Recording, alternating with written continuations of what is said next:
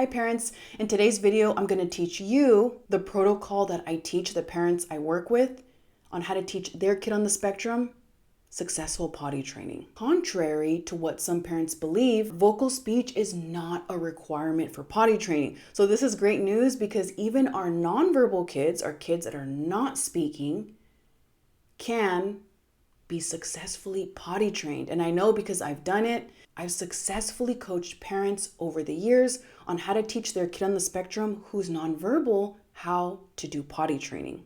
So in today's video, I'm going to walk you through that. I'm also going to walk you through how to use this icon. So before I get started, if you haven't watched part 1, you can click on the link here. That video is important because I talk about prerequisite or readiness skills to look for before you formally start potty training. This video won't be helpful if you haven't checked off the boxes and successfully identified, is my kid ready?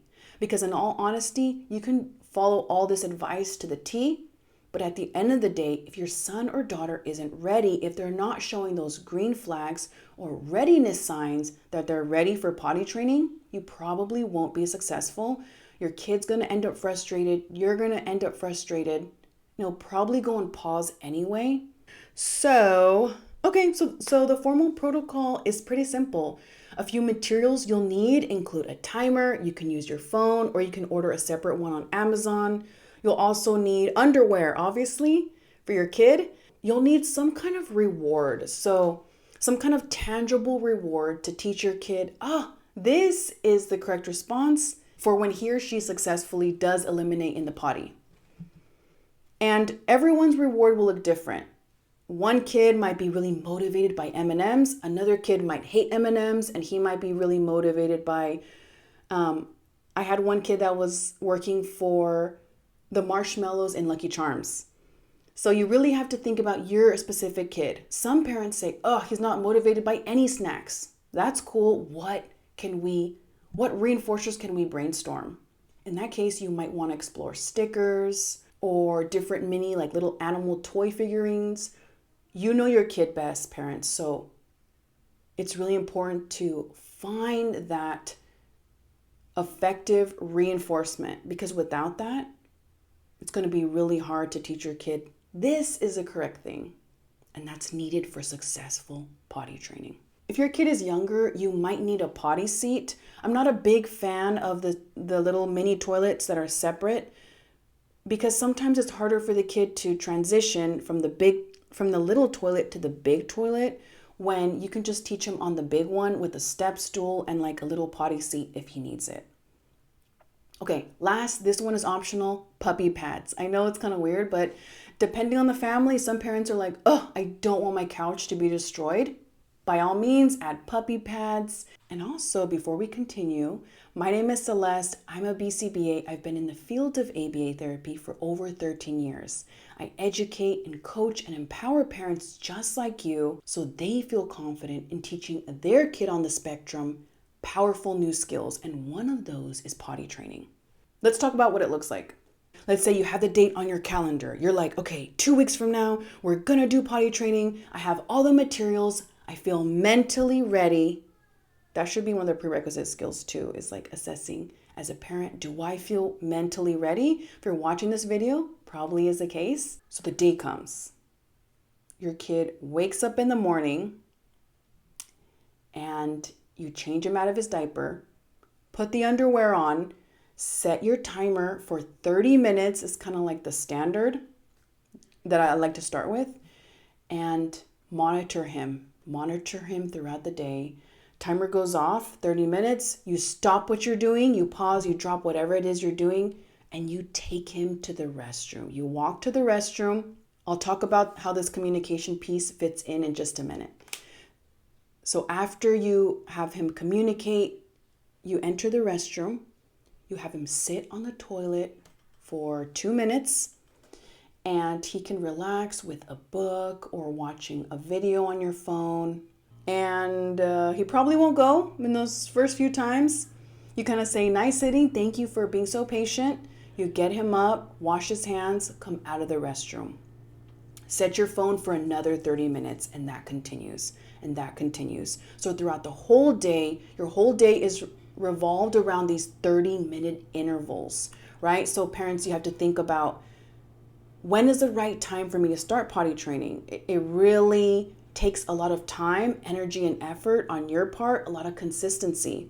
The most successful potty training happens when parents are consistent.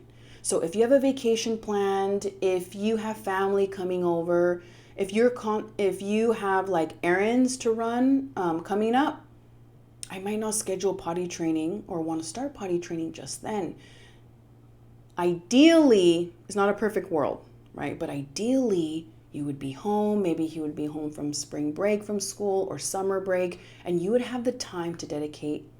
One thing to consider is the immediacy of the delivery of the reward contingent on the successful elimination.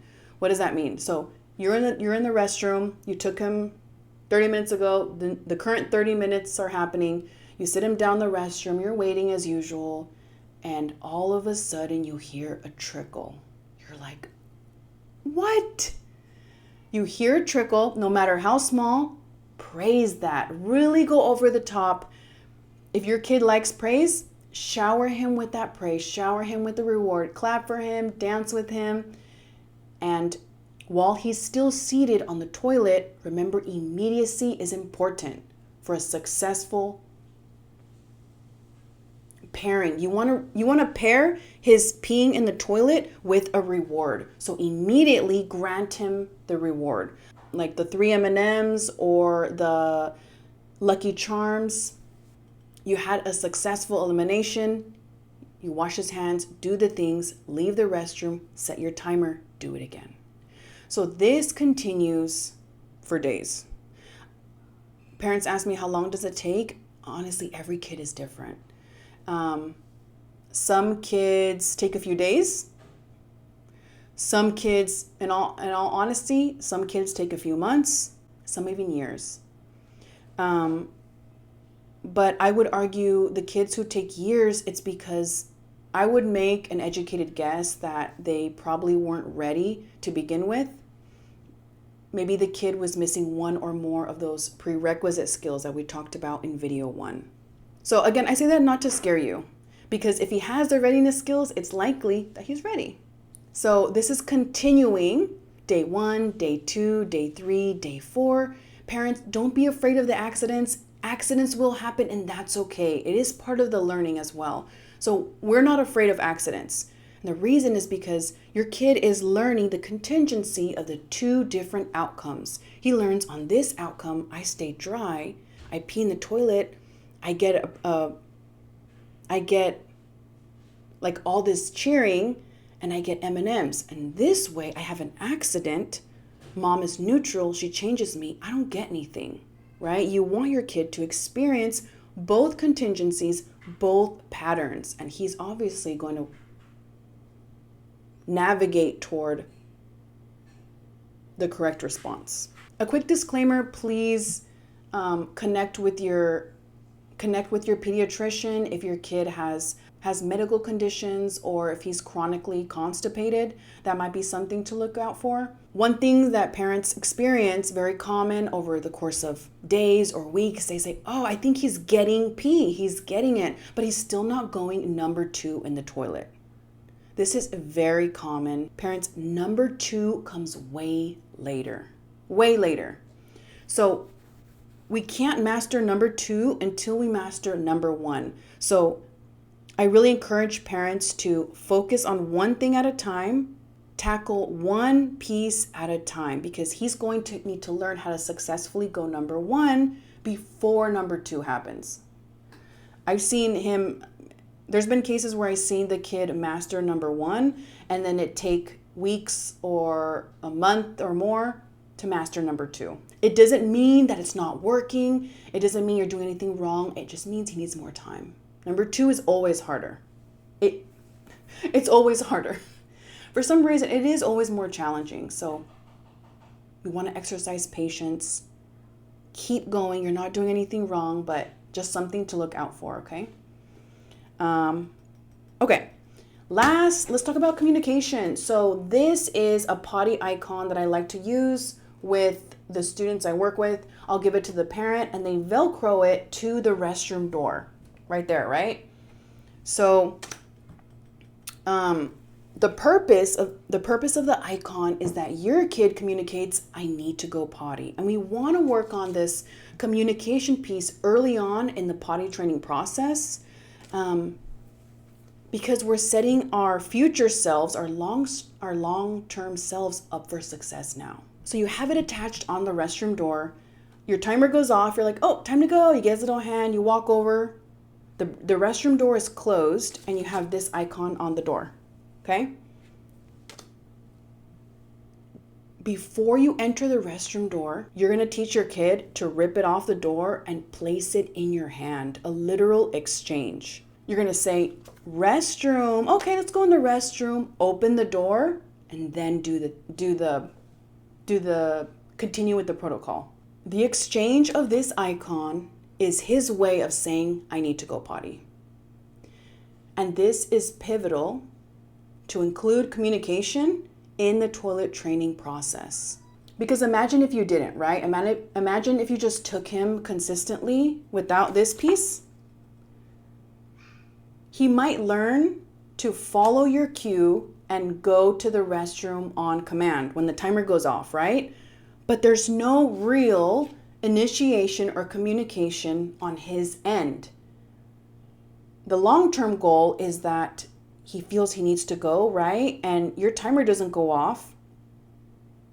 And he doesn't need your timer to go off, but instead he walks to the restroom, finds the icon, rips it off, and hands it to you. That's his way of saying, Mom, I need to go, right? This is helpful not only at home. At home, your kid knows. This is helpful not only at home, but imagine when he goes to school. Imagine when you guys are out at a restaurant or grandma and grandpa's house where the restroom is kind of unfamiliar. You might take this with you. If you have this icon, he can learn how to communicate, I need to go potty, across any setting. And that's it. If you found this video helpful, please like and subscribe. I'd love to have you here as part of my online community. My channel is a safe space for parents to learn, to ask questions, learn strategies on how they can support their baby's learning. Parents, I'm so glad you're here. From your favorite BCBA, keep showing up, keep putting in the work. Parents, you got this.